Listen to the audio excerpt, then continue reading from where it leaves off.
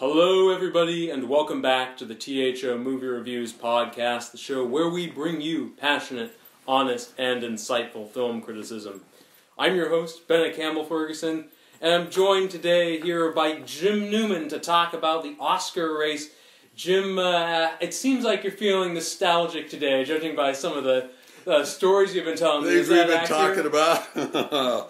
Well, maybe, but I don't really think I feel nostalgic about the movies this year. And in one sense, and I counted them up, there were 5 movies that are up for Best Picture that seem like some of the best movies I've ever seen. I mean, because, and I would say that would be Coco, 3 Billboards Outside of Ebbing, Missouri, The Post, Get Out, Dunkirk, and I'm sure I'm leaving something out there. But those movies took me away from my normal life, and I felt like I grew in some way from them. Sure. No, I mean, I'm with you. I think this is a very strong year, and I'm glad you mentioned Coco because it's not nominated for Best Picture. It's just nominated for Best Animated Feature. But I think it certainly could have been nominated for Best Picture. Yeah, I guess that is the distinction. There's that 10th spot that's open, which I don't like this whole thing like there can be anywhere from 5 to 10. It's like, no, just make it 10, commit. Like, you can't tell me there's not 10 worthy films each year. Are we going to talk at all about movies that we didn't like? Well, I know I am, because we'll get to that. I've got some ones to go through on that count. Yeah. But I should mention to our viewers, we are doing our Oscar podcast in 2 installments this year. For this installment, we've chosen specific categories. And the first one I want to talk about is Best Supporting Actress. Okay. So we got, first of all, Mary J. Blige for Mudbound, Allison Janney for I, Tonya, Leslie Manville for Phantom Thread, Laurie Metcalf for Lady Bird, and Octavia Spencer for The Shape of Water. Jim, do you have any thoughts either on, who you think will win, who you think should win, or, someone you think even should have been a contender? I think it's unfortunate that Allison Janney played such a horrendously negative person, because what I find... Well, that's often like the supporting actor races on both counts. Like, it's always like, who can be the most like rampagingly villainous, And she did, no doubt, a great job, and I think that my antipathy towards the character is really what makes me not want to give Allison Janney that award, even though she did a great job. I found that entire movie somewhat difficult to watch, and she was a really big part of that because of the heartlessness of that character. Now, maybe somebody could have played it in a different way, sure, and made the character more appealing, but that might have been against the director's intentions. I don't really know. But well, it's a very interesting thing that's going on here with this race, because you had Laurie Metcalf winning a lot of awards for Lady Bird. Yeah. And suddenly Allison Janney wins a Golden Globe. She wins a SAG award. We should mention for our listeners that you are a member of SAG, which was a cool fact about you I just learned a couple weeks back. And then all of a sudden, like, it's shifting toward Allison Janney, which, Laurie Metcalf I think is very good, but I think you watch a performance like that, you can't really see, like, the gears turning. It's a very, like, kind of subtle, naturalistic performance, and it just... You mean Lady Bird? Yeah. And, I haven't gotten a chance to see I, Tonya yet, but just judging from what you're saying, like, it just sounds like Allison Janney is giving the kind of, like, acting with a capital A performance that they kind of like to see, like, Well, and it does. So I'm phrasing that sentence wrong. I was going to say, if playing toxic is a talent, but of course it is. And she manages to make that character really toxic, and I know from watching her in other performances, she's a wonderful actress. So you have to absolutely say thumbs up to what she did there. But when I think of Lady Bird and I think of Laurie Metcalf, I think that entire movie is greater than the sum of its parts. And because it's such a banal idea, very sophisticated high school girl in a Catholic school, it wants to break her bonds and go out into the world. And it's like, okay, I probably have seen that before somewhere. But it is so masterfully constructed that every moment that you're watching the screen, it seems like you're entranced. And there's a scene where Laurie Metcalf has driven Saoirse. Saoirse Ronan. Lady Bird. Yeah. To the airport, and she won't get out of the car, won't hug her, and then the camera stays on Laurie Metcalf as she drives away. And at first, she just has a blank expression on her face, but as she makes the turns, and she's going to have to come back she's going to have to circle back to pick up her husband. Right. The thoughts going through her head, you can see them on her face. Yes, I think that little clip is what won her the nomination. Yes. Because it's so beautiful and unaffected. Yeah. It's amazing. Well, and I was just listening to a great Directors Guild discussion. A bunch of all of the Directors Guild nominees were there. Christopher Nolan, Jordan Peele, Greta Gerwig, and Martin McDonagh, and and Guillermo del Toro. Yeah. And one thing that Greta Gerwig was talking about was Laurie Metcalf came to her and said, I can only do this scene twice. It's really? It's too painful to do it more than that.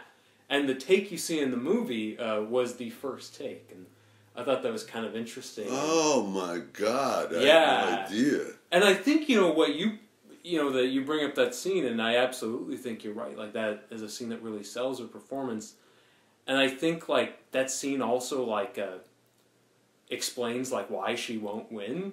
Because I feel like if she was if she started screaming in that scene or something, they would give it to her in a heartbeat, because they love to see. They love to see something where the actor is going ballistic, bouncing off the walls, and I fear with the exception of a performance like Mahershala Ali in Moonlight, which they gave an Oscar to, which was very subtle, I worry they're gonna kind of neglect the Metcalfs of the world in the race. But I'd be happy to be proven wrong. No, that's kind of the Protestant work ethic. They want you to earn your money, and that means chewing up the scenery, man. That's the Protestant work ethic. That's a very good way to put it. Yeah, I think that's true, and it is in a way too bad. Look, if I saw Phantom Thread. Have you seen it? I did see Phantom Thread, and I have a lot to say about that. Well, I'll be interested if we get to that. But Leslie Manville, I mean, she's obviously a quality actress, and I saw her playing a very stiff, inhibited, not to say mean human being. But if you pick a fight with me, you will lose. it's I mean, I'm not sure.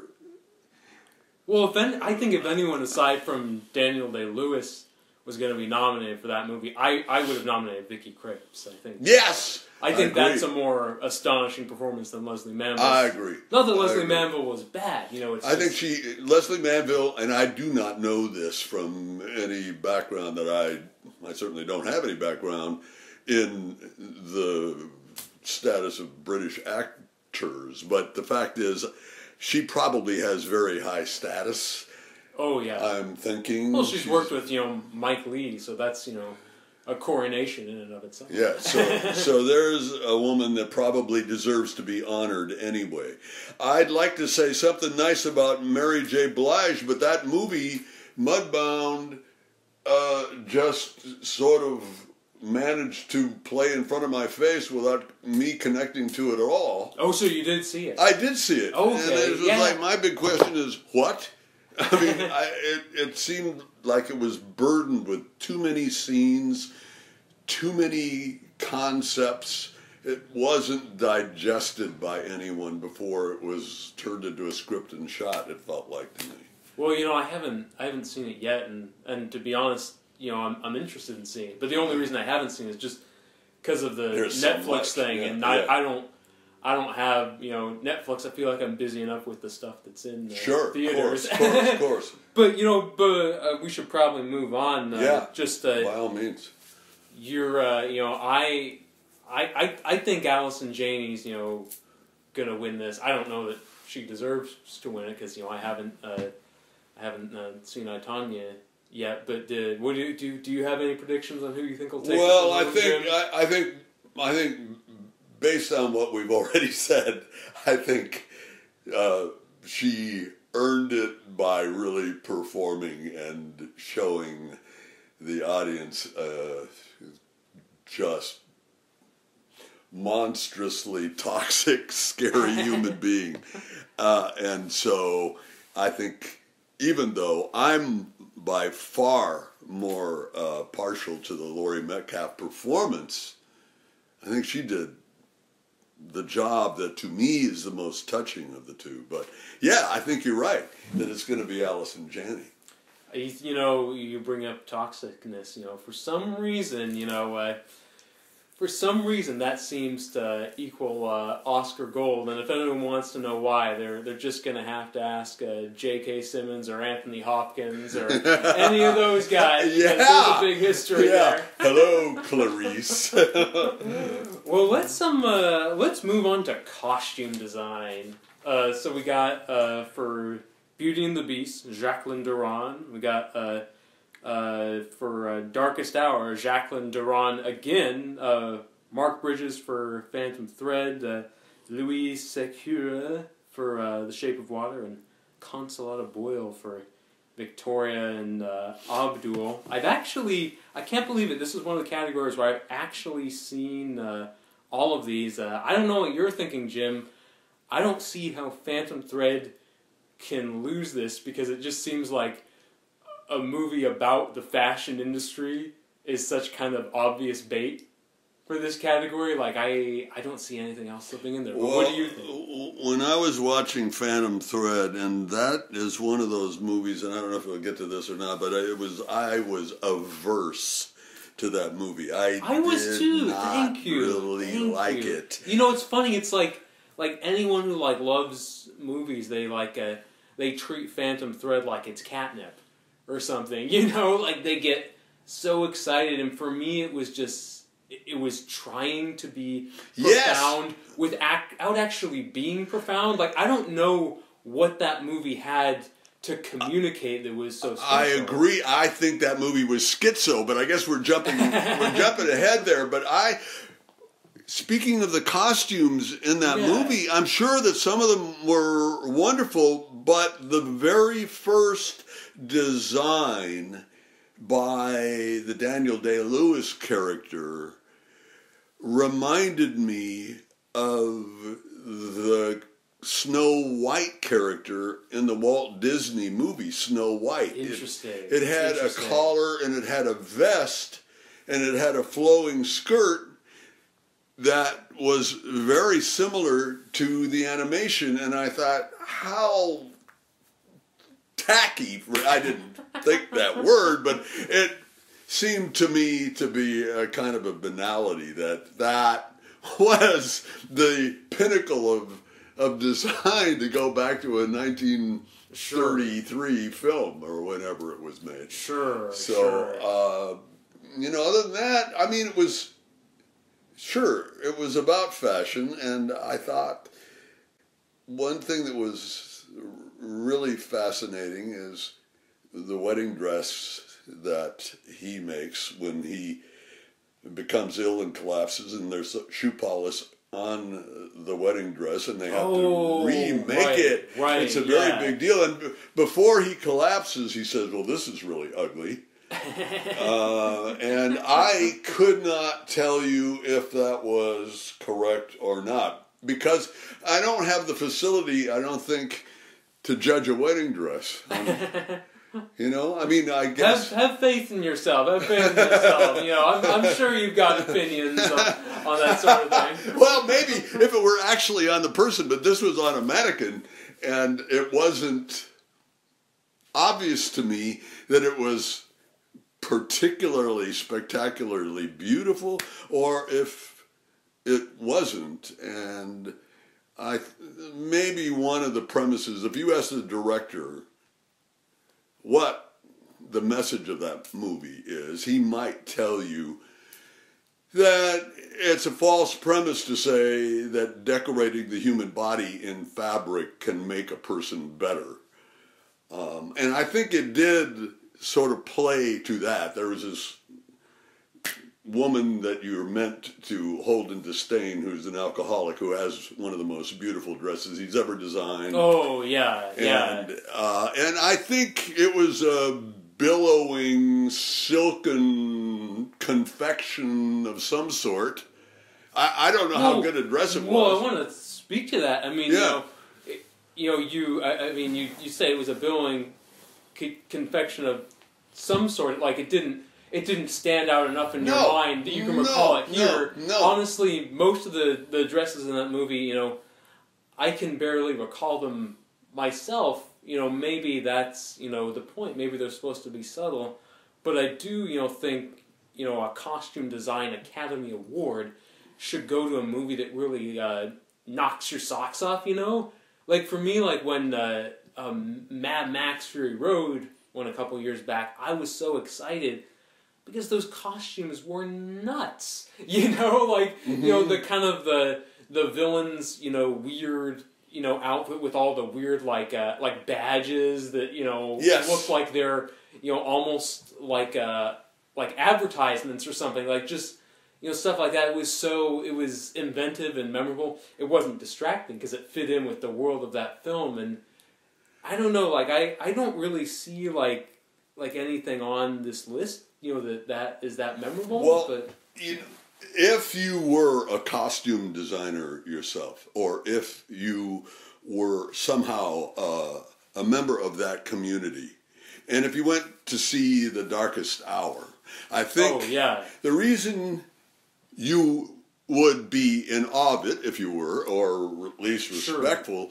would be the uncanny ability they had to replicate the era in a way that translated well to the modern viewer. Did you see? I did see The Darkest Hour, and I didn't make a judgment at the time. This is a hypothetical I'm giving you, because I don't think I noticed. But it might be that I bought into the time frame simply because the masterful costuming took me there. But that is something, that's a guess. I don't really know. Yeah, I don't know. Yeah, I mean, it's, you know, this costume designer, you know, Jacqueline Duran, I think she's worked with that director Joe Wright on maybe all his films, and she actually won an Oscar for his version of Anna Karenina. And do you know why? I mean, well, those costumes were just out of this world. Like, you know, all these amazing shades of, you know, black and burgundy and white. I mean, it really, I mean, that was a well-deserved award in my opinion. And Darkest Hour, you know, well, I think it's a different, you know, tactic. It's meant to be like grittier, more real, and I think it's deliberately sort of drab in a way. So lots of browns and grays. Yeah, so I think you could argue, you know, I mean, that helped get the job done.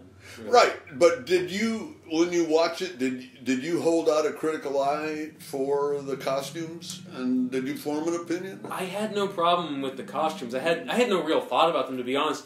My Yeah. biggest problem was with the cinematography, and this movie is nominated for Best Cinematography, but I thought it was so kind of like prettily faded and elegant, you know, like when one of the characters says, you know, you can hardly tell that there's a war on, it's like, yeah, I can hardly tell because this looks like a postcard, you know, like, and I was, you know, I mean, it was a well-intentioned movie, but I felt like, you know, like, they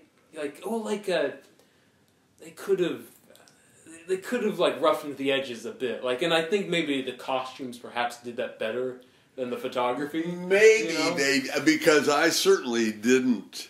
I didn't think there was any anachronism involved. I mean, nobody None was that I can dressed in a parse out. way Yeah. that took me out of the film because it didn't look right. But do you think Darkest Hour? Do you think those costumes could win? Do you think that is, you know, has a chance against Phantom? I don't think I'm qualified to judge that. I mean, maybe. I mean, my heart says no. Because why didn't they just go into a secondhand store and buy all these 1940s suits? But I'm wrong, I'm sure, about that, in the sense that there probably are ways that one can enhance design so that people today relate better. Sure. And aren't taken out by, oh my God, that looks old. You know, Right, something like right. that. And maybe that's the brilliance. And that I cannot tell you. I don't have the background for that. Fair enough. Well, I think, you know, a couple things. You know, one, I'm going to bet on Phantom Thread, but I was wrong in this category last year, so my instincts may be duller on this, but I would also say, you know, being wrong, I mean, I think, you know, any of us who try to predict the way these races are going to go, like, we get to be wrong so many times. Like, I remember when I still regret predicting that The Social Network was going to win Best Picture, because I should have seen that fall coming. But moving on, let's talk about original score, because we got some really interesting picks here. We got Hans Zimmer for Dunkirk, Johnny Greenwood for Phantom Thread, Alexandre Desplat for The Shape of Water, John Williams, some guy who's never been nominated. What's Star Wars. What's that about? Yeah, who is this Williams guy? And then Carter Burwell for Three Billboards. I don't think Dunkirk is going to win in this category. I think Shape of Water will win because that score just has won tons of wars. But, you know, if it was me choosing this, I would pick the Dunkirk score. I think it was, you know, just a really, you know, inventive approach to that, you know, kind of movie with, you know, the continually ascending scale. Can you explain that, how it works? Oh gosh, you know, it's funny. I've heard Christopher Nolan like explain it multiple times, and I still don't quite understand it. But I do know, like he said it was called the Shepherd tone, and well, I really like how they kind of use some effects that sort of sound like sirens, like the kind of like the. I'm a big fan of that. But what about you, Jim? Is there one you want to see take this one home? You know, I guess ever since the movie K2 that Hans Zimmer did the score for. Oh, with the Catherine Bigelow movie? No. K2 was I can't remember the name of the actor. It was a mountain climbing movie about K2, the peak. There's a scene where they're on a hogback or on a high ridge with thousands of feet of drop on both sides, and it's a helicopter shot, and the climbers are tiny in the frame, and there is this eerie music that comes up. I even bought the record, but it didn't have that little phrase that was from that scene. That drives me nuts when there's one thing you want is missing. Right. But as I understand that Shepherd tone, it's like you have the same musical phrase being played in three separate octaves On. at the same time, and then they Okay. fade between them. Oh, okay, that's fascinating. And it gives the illusion that it's continually ascending, even though you're really dissolving back to another one. So it keeps going. Well, which is ironic because it's like the Penrose Steps in Inception. Yeah. Well, but musically, it builds tension and it never pays off. It's a trick. But he loves it. I understand from Vox, which is a popular internet website, that Christopher Nolan also used one of his wristwatches as a tick time thing. And there, of course, Dunkirk in many ways is about time. Absolutely, yeah. You know, so I thought that was good. But I did want to say that when I was watching Phantom Thread, I was kind of annoyed by the soundtrack because it sounded like someone was just throwing musical pieces. Sometimes they'd be, to my ear, light jazz. Other times they'd be classical. And they didn't seem appropriate to the scene. It was almost like there was music bleeding in from some other source. And then I thought, well, why would that be? Why would someone choose to score a film like that? And I thought, well, maybe for psychic dissonance. Yeah, maybe. Possibly to have all of this very sophisticated music playing just to distract you, as if to say, you know, there's some way that everybody in this movie is distracted by this aesthetic sense, which isn't helping them at all. And the music's doing the same thing. Now, I don't know if they actually thought that way. Well, did you think, I mean, you know, I think that's a pretty cool theory, and I think, you know, it offers some, you know, pretty justification, like, for the choices they made. Do you think that merits an Oscar, or that, you know, Phantom Thread even has a chance? Okay, not really. Okay. Well, then, do you think, you know, if you were making the choice, you know, would you go Zimmer? Would you go Desplat? Would you go some other guy or gal? Well, you know, I regret to say that even though I try at times to listen to the music, at this juncture, all I can really remember is Johnny Greenwood. And so I would go with Hans Zimmer just because my heart's out to the guy for a previous score that he did, really. Yeah, no, I'm with you there. And I mean, you know, I mean, you know, some scores, you know, I noticed, you know, pretty intensely, you know, some not so much. I mean, I'm finally going to see 3 Billboards next week, but so I haven't seen it yet. I can't comment on the see, I would be Crowell fascinated, story. really fascinated to know what you thought of that. Oh, well, I will tell you. Once after I've seen it. Okay. The Last Jedi, John Williams. You know, I think John Williams always gives it his all. You know, I was not a fan of The Last Jedi, and I don't think it's one of his best scores, even within the Star Wars series alone. Phantom Thread, honestly, I can't even remember the score that well. Yeah. The Dunkirk, I can, you know, remember the score, but that you know, maybe as much about the fact that, you know, that I've, you know, now seen the movie like 6 times. but I still think Zimmer should win, because I just think it's a really inventive score. I think the constant ticking, you know, really was an effective tool, you know. But it just seems like there's this melody in the Shape of Water score, and I'm trying to think how it goes. Oh, it goes something like. Okay,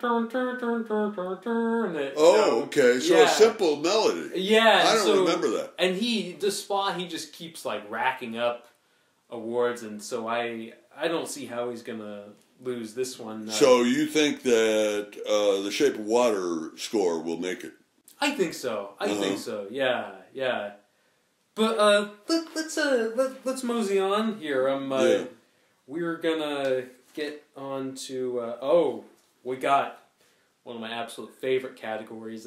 Not necessarily because of the films nominated, but because I think it's a fascinating category. You know, it's cinematography. We've got Roger Deakins for Blade Runner 2049, Bruno Delbonnel for Darkest Hour, Hoyte van Hoytema for Dunkirk, Rachel Morrison for Mudbound, and Dan Lauston for The Shape of Water.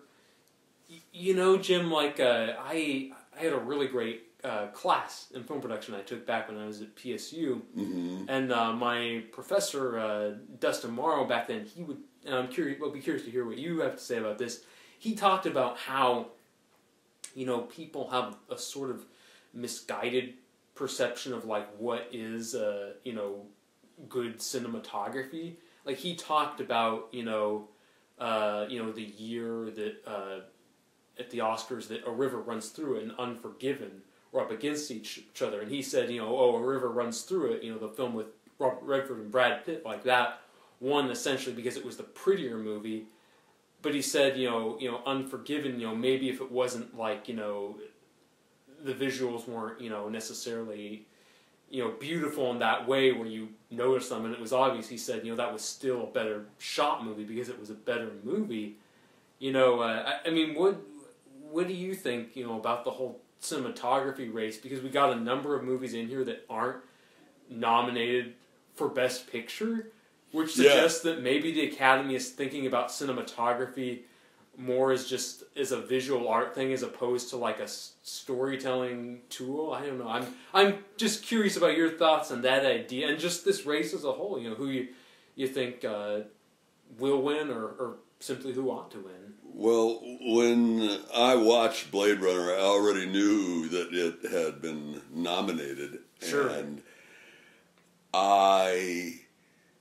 and maybe it was just the influence of that awareness, but I kind of fell in love with the way the images were depleted of color, so that they skewed to the blue or they skewed to the yellow. I mean, the whole movie is like that. Yeah, yeah. And to me, there was something beautiful about capturing, well, maybe because I live in Oregon where it's often gray, and sometimes when the light is filtering through the clouds in just the right way, it looked like some of the shots that they had in that movie when the replicant is going to take out that first guy, I guess played by James. Dave Bautista. Is that the name of that actor? The guy in the opening scene, right? Yeah. Well, that farm, if it is a farm, right? The protein farm with the creepy looking worm things. Right. And the wide shot when he's moving in to it, I just thought that the texture of that was something that I could immerse in. I could buy it and I could feel like I was there. Yes. And if that is part of the skill that the photographer has to do, no doubt, with film stock and lens choice and f-stop and probably processing, I mean, all of those things go in. I think that was appealing to me. Now, they say that on Dunkirk, it was a huge chore to get that vast panorama in the shots and keep it there and have it be coherent. Oh, yeah. And so that, too, is a real accomplishment. I don't see what The Shape of Water... other than, I don't know. I mean, that's just it was a lab. It wasn't, what? Well, I mean, I thought certainly there were parts of The Shape of Water that looked very beautiful, but I'm disinclined to root for it in this particular race simply because, I didn't care for the movie much as a whole. No, I didn't either. And then, whereas, I mean, some of these other films, I mean, especially, as you mentioned, Dunkirk and Blade Runner 2049, I mean, I, watched both of those movies several times now, and, whenever I watch them, I'm always, incredibly engrossed, and I always feel that, I mean, those images, certainly they're, extraordinary to look at, whether it's the holographic advertisements gleaming in the dark, shadowy wet streets, yeah. Blade Runner, or in Dunkirk, just those wide shots where you get to see the soldiers as just these kind of like vulnerable specks on the beach, which really puts into perspective how vulnerable they are. I think Shape of Water could win this because it has the most nominations. Certainly it's nominated for tons of technical awards, which shows that the Academy, I think, likes it. As a technical visual work of art. But if it was me, I would go with Blade Runner or Dunkirk, and I would also say about Blade Runner, you mentioned the monochromatic imagery, which I think that's such a great point, and I really like it, and I really like how it's monochromatic, but in sort of like a romantic way, That's like, right. It's like, mood. It's totally mood. Like that orange, haze that blankets everything. I mean, it's it overwhelms you, and it's gorgeous to look at, and it fills you with wonderment. And it invites you in some strange way. But I almost think that there is a good chance that Shape of Water will win just because of the poster. Yes. Yeah. Well, yeah, the floating underwater, which that's the image he first sketched when he was starting the movie. So, okay, so that's cool, but honestly, no. If it were... I guess that I would say Blade Runner 2049. I'll line behind you on that 100%. Let's move on to adapted screenplay. This, I think, is a really interesting one. We got James Ivory for Call Me By Your Name, Scott Neustadter and Michael H. Weber for The Disaster Artist, Scott Frank and James Mangold and Michael Green for Logan, Aaron Sorkin for Molly's Game, Virgil Williams and Dee Rees for Mudbound. I think this is James Ivory's to lose. I mean, dude, yes. I mean, that's, for one thing, like, of the movies in this category, that's the only one nominated for Best Picture. But, I mean, on top of all that, who doesn't love James Ivory? I love James Ivory as a director. I'm honestly,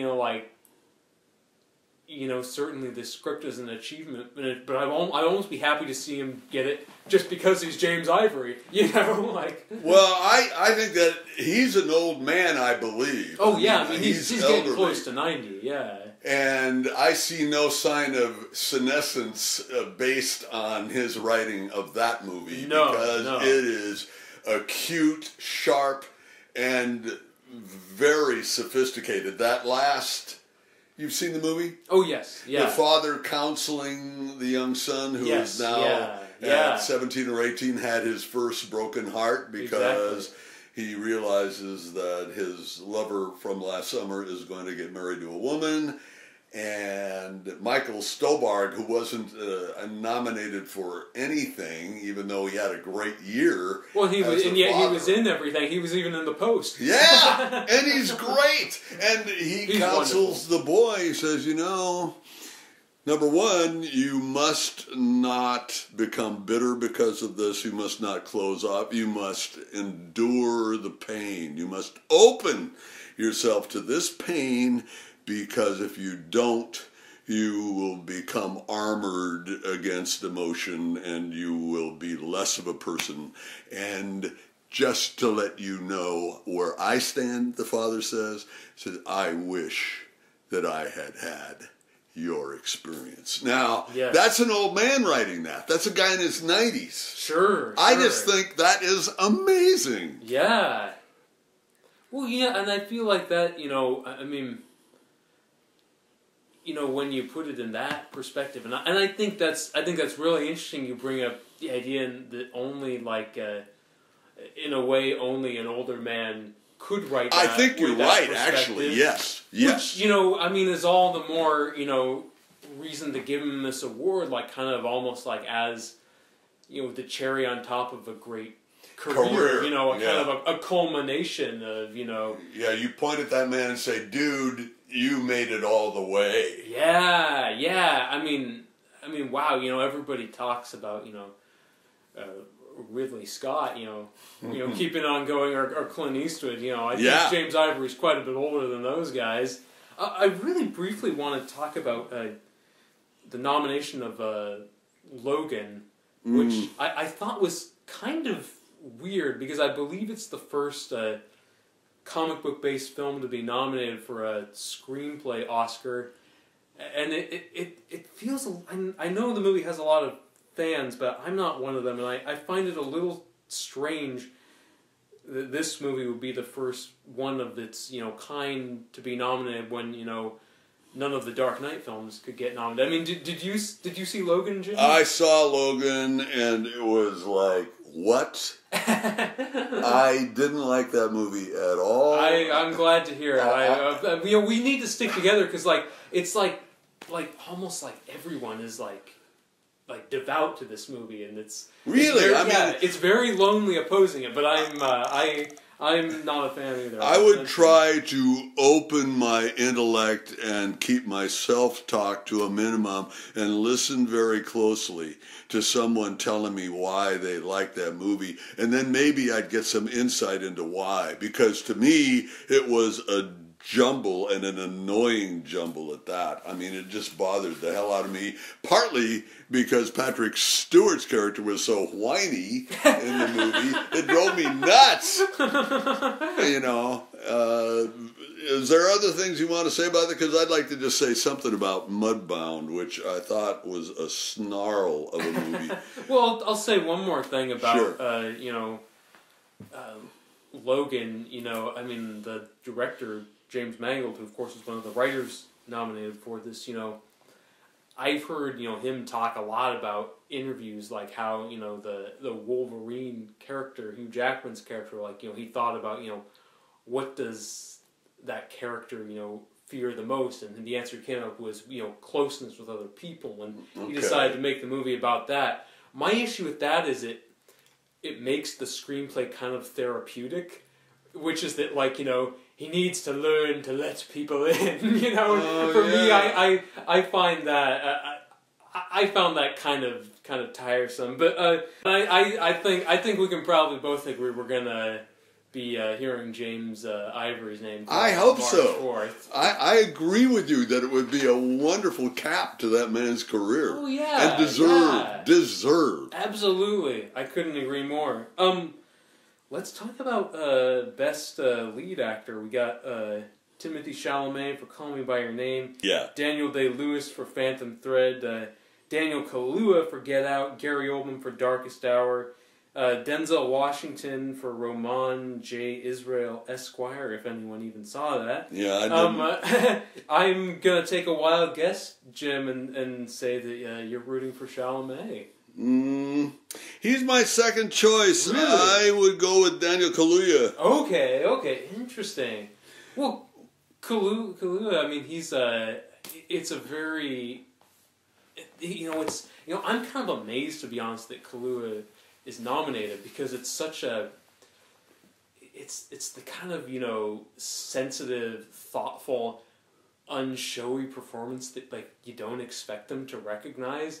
And yet, you know, here he is, you know, beating out, you know, Franco in The Disaster Artist. And by the way, by the time the allegations, the sexual abuse allegations, that was a shame. Well, that happened, like, you know, most of the voting was done, I believe, by then. So I doubt that affected it. I think, you know, they you know, must just not have liked him enough, you know, for whatever reason. I thought he was good in that, really good in that. But anyway, James Franco, in The Disaster Artist was very good, but we're not talking about that. So, but do you think do you think Kaluuya has a chance, or do you think it's all about Oldman and Chalamet? No, I actually think he does have a chance. I was listening to NPR. Okay.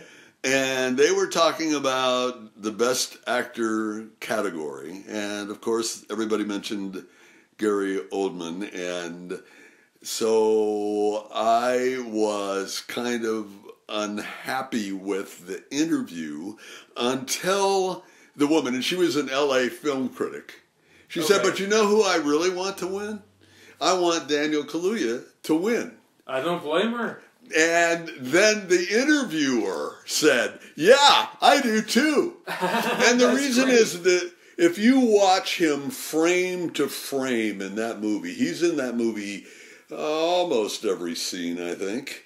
And the spectrum of reactions, most specifically when he sees black people for whom he would have a certain expectation of a way of communicating with another black man, that they would react in a certain way. And when they don't, when they act in fact like elderly white people, the response that he has is exquisitely low-key. He doesn't overreact.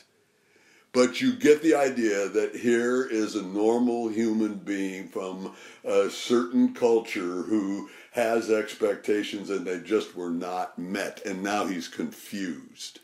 Now, I think that that's amazing that he was able to do that. And then in the scene where he's hypnotized, and he is forced to remember the pain of his own guilt as it's involved in his mother's death. Yeah. The way the tears start, oh my God, man.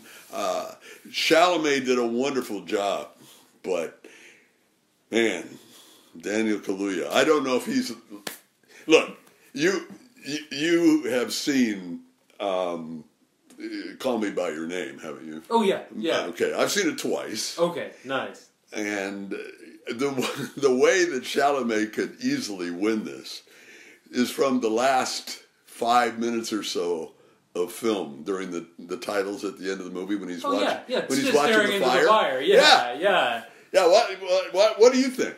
Well, I mean, this is a really interesting thing. I mean, the actor who I would like to take this is sadly is sadly not nominated this year, nor has he ever been nominated. I think for me the best male lead performance of this year was Andy Serkis in War for the Planet of the Apes. Oh. Because I think, just for me to, play a character who is literally a different species, to actually have to act like an animal on a film set, changing your posture and your movements, and at the same time having, to play, to bring, real human emotion to it, I think that's an extraordinary achievement. But I still don't think the Academy is really on board with mocap acting yet. Of these actors in here, I think Chalamet is excellent. Kaluuya, I think, is terrific as well. And I think he does a really good job,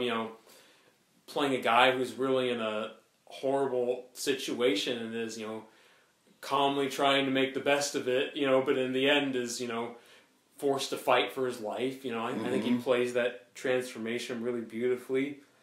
I just don't see how anyone can beat Oldman, though, because I think, the Academy just loves these biopic performances, like, where the actor really transforms. Like, and I mean, you look at, like, something, whether it's, Helen Mirren and The Queen, or Marion Cotillard and Lavigne Rose, like, it seems like in this category, they often go for these performances where the performance is almost more the attraction than the movie itself, where and I think that's a shame because I mean Oldman,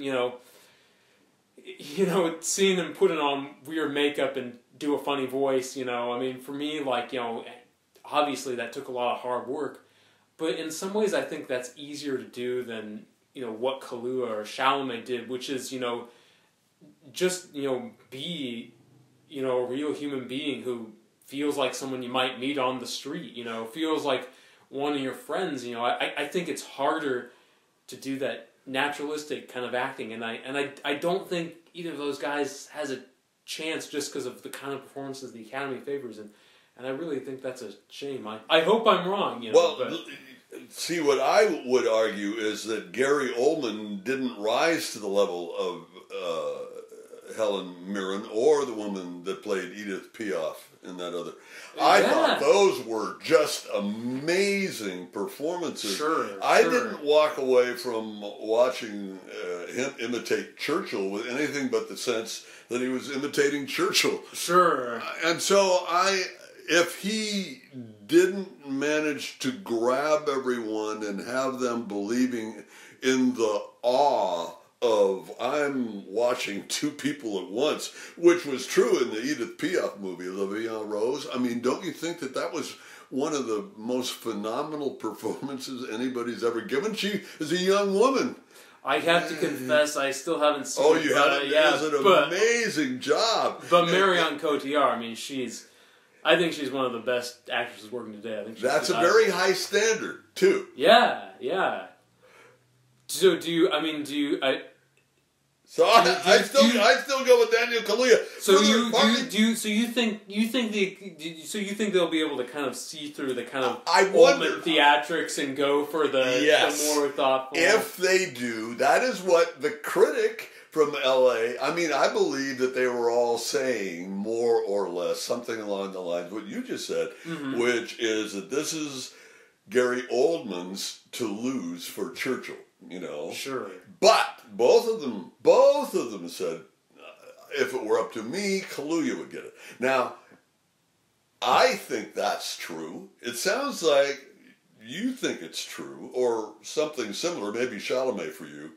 Well, I don't know. I haven't given too much thought to, you know, Kaluuya versus Chalamet, who's better necessarily. I mean, I think, you know, an interesting thing to think about is like A.O. Scott in the New York Times a long time ago, he was talking about the Oscars, and he said something I really liked. He said, "A show business oligarchy can't really be in the business of legislating taste." And I thought that was so funny and so true. You know, I mean, you mentioned like you know, a critic, you know, going for Kaluuya, and I feel like I wonder if like that's the difference. You know, like normal viewers, I think, you know, are gonna understand, you know, that the Kaluuya's performance is like the greater achievement. I mean, you know, just look at, you know, how many people saw Get Out versus how many people saw Darkest Hour. And it may be like, I do think, you know, Oldman will win ultimately. Although again, I hope I'm wrong,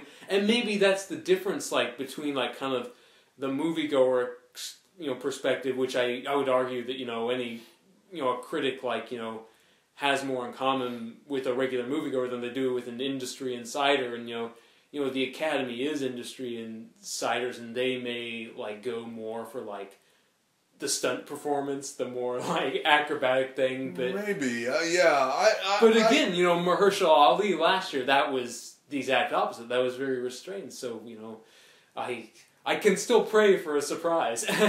Well, to me, that kind of fuels interest in what they decide. Sure, of course. At can they break through convention in a way, is what you're saying. Yeah. Is the mimicking of a great historical figure trumping everything else? I don't know. Well, you know, we have to move on to our final category, Best Picture, in a sec. Or, I mean, Best Director is our final category. But I'll leave our listeners with one thought, and I think this speaks to what you're saying, Jim. Anthony Lane wrote a piece in the New Yorker, and he said, you know, no one was better at being Winston Churchill than Winston Churchill. Sure. And I think the Academy would do well to remember that. Yeah. But yeah, let's talk about Best Director. So you know, we've talked a lot about these contenders already, but we got Christopher Nolan for Dunkirk, we got Jordan Peele for Get Out, we got Greta Gerwig for Lady Bird, we got Paul Thomas Anderson for Phantom Thread, we got Guillermo del Toro for The Shape of Water. I'm of the opinion that I feel like it's a bit weird to have a Best Picture category and the Best Director category. I think the Best Directed Film of the Year and the Best Film of the Year should just be considered the same thing. But I do the auteur theory is the part of film criticism that I've always been most interested in, and I've always enjoyed thinking about why the Academy makes the choices they make in this category. I think we got to start off by talking about the big snub. Martin McDonagh. He is not in there, and it's very strange. But the interesting thing is, Three Billboards. That is a movie that among our staff at T.H.O.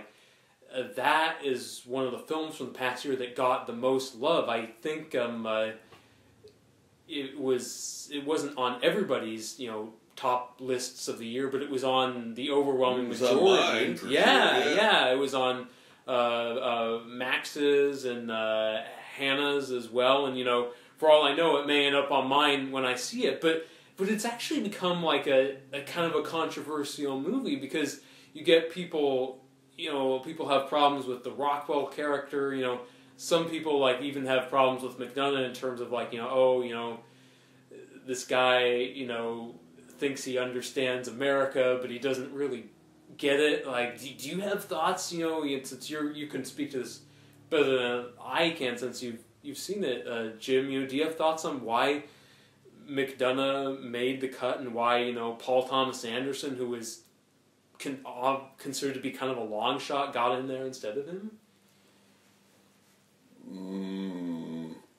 As to the politics of that, or even an aesthetic reason, I don't think I can put myself in a mindset where I would say that McDonagh deserved to not be in that hallowed group. I think he should have been.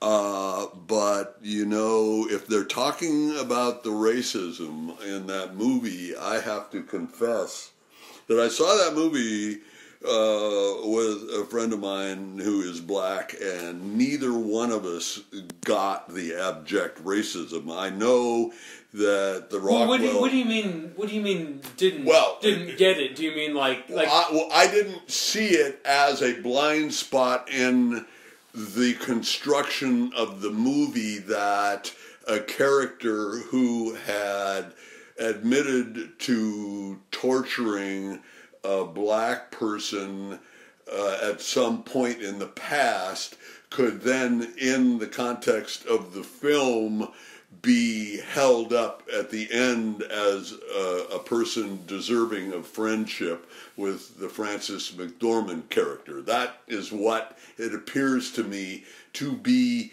the big attack on McDonagh. Do you understand what I'm saying here? Yeah, but what you're saying is you don't think that it's you think that it works in terms of the way they present it. I think the McDormand character and the Rockwell character are both, by definition, extremely flawed human beings.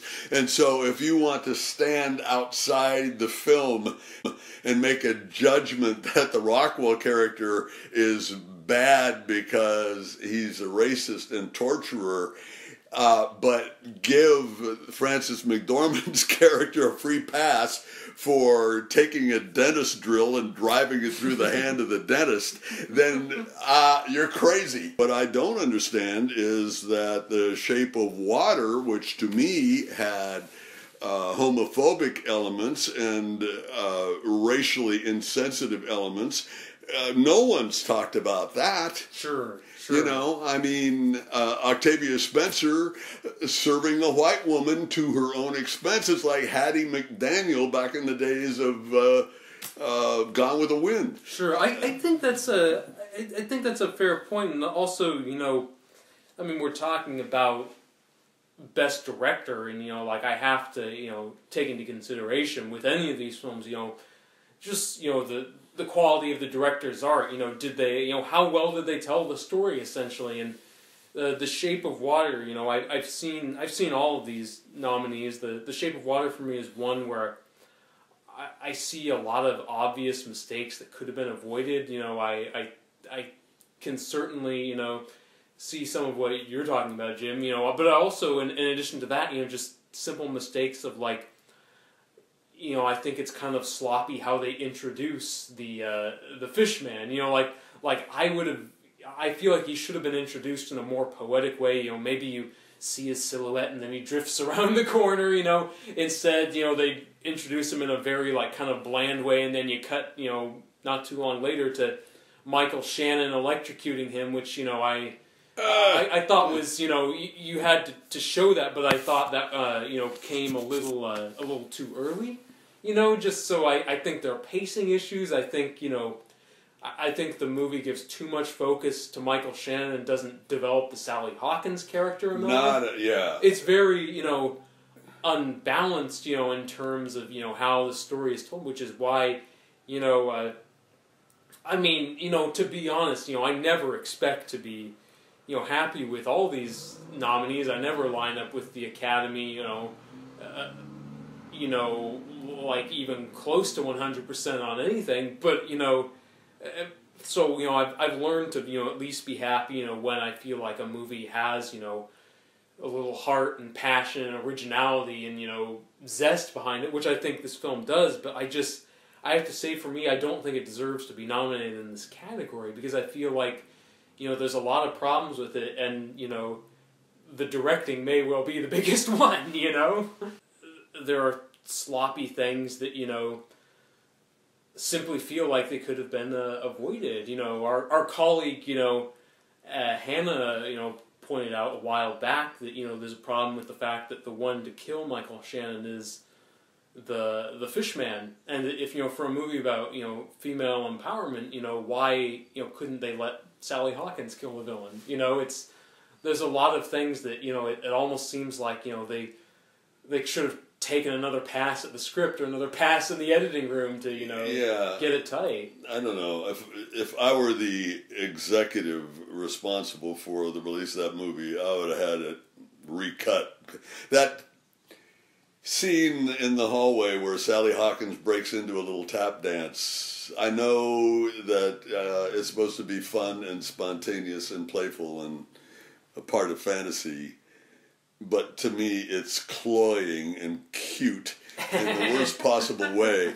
And by the way, there are suggestions throughout that movie of a certain lewdness that I don't remember. Sally Hawkins is eating some kind of food. Maybe it's hard-boiled eggs or something where it seems like they're alluding to a sexual sort of context. But where are the genitals on this creature from the Black Lagoon character? Well, you know, I keep telling people this. It's a Ken doll. Yeah, for a movie that was supposed to be radical and supposed to, you know, like interspecies sex was the selling point.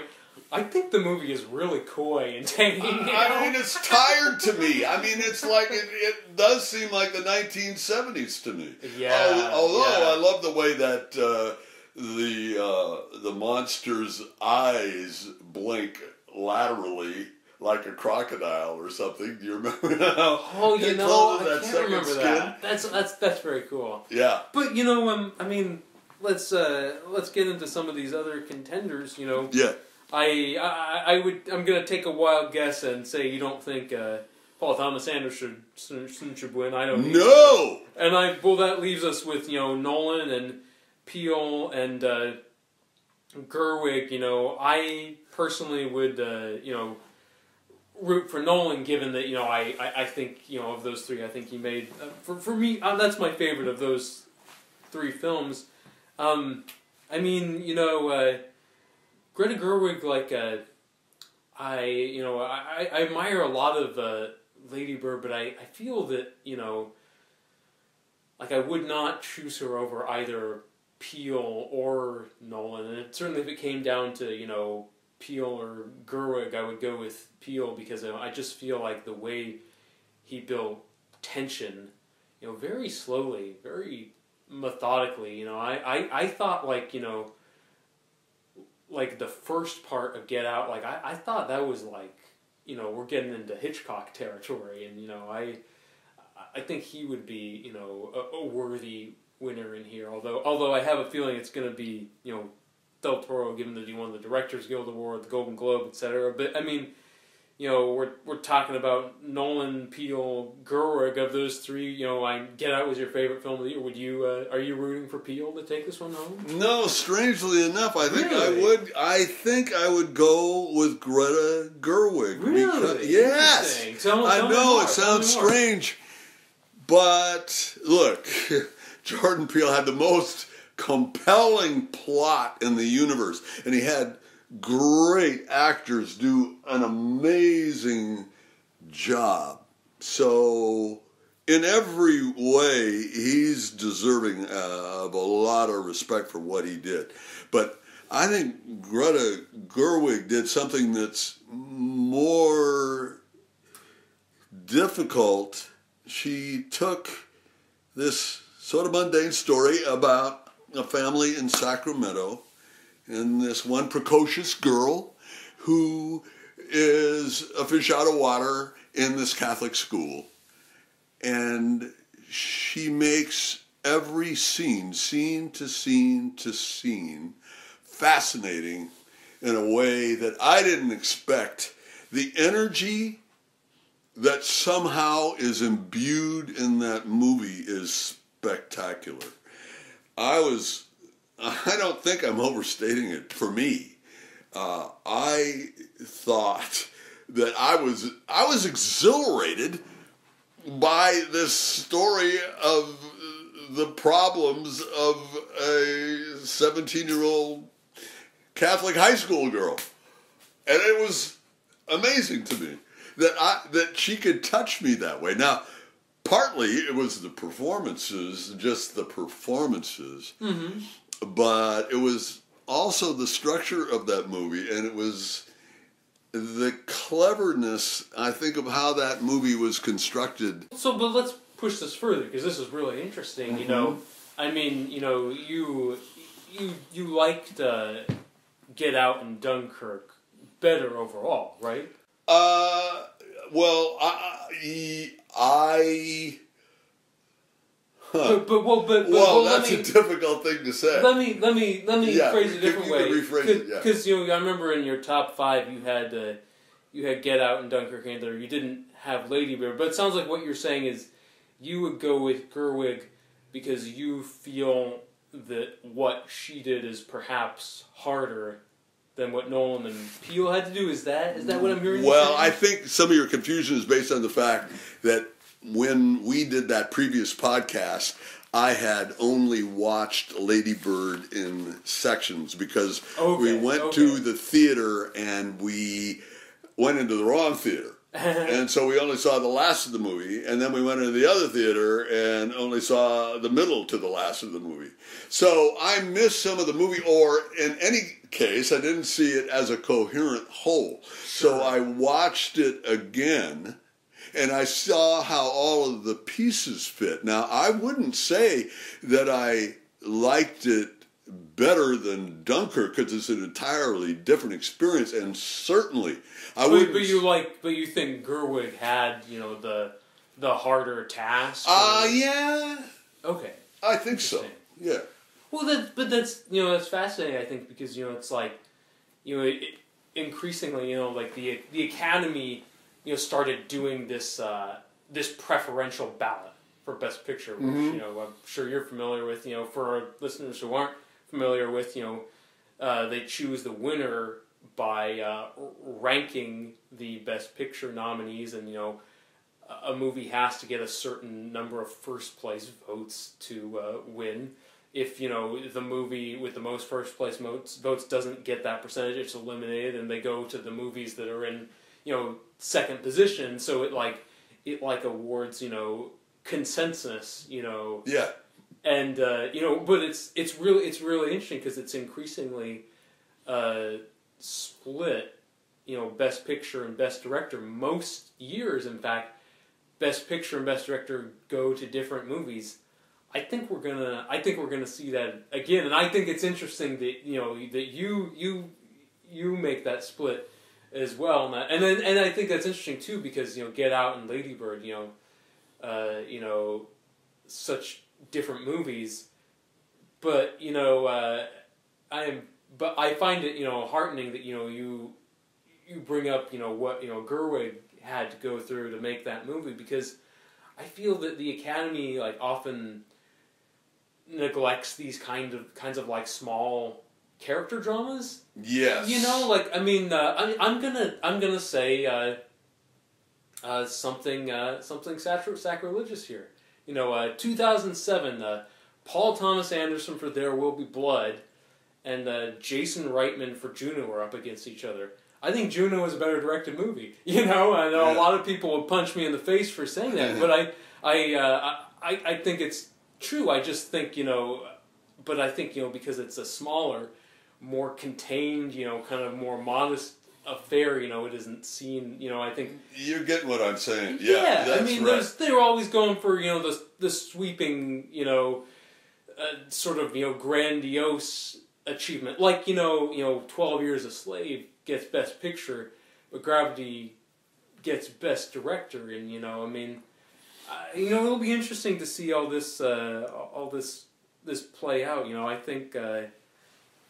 I think when all is said and done, I think Del Toro is gonna take this award. But I think it sure would be nice to see a Nolan or a Peele or a Gerwig upset things, and I imagine you feel that way as well. Well, we're of the three of Dunkirk, Get Out, and Lady Bird, I think of the three, Get Out is the most important movie in my political opinion. Well, it was a zeitgeist movie.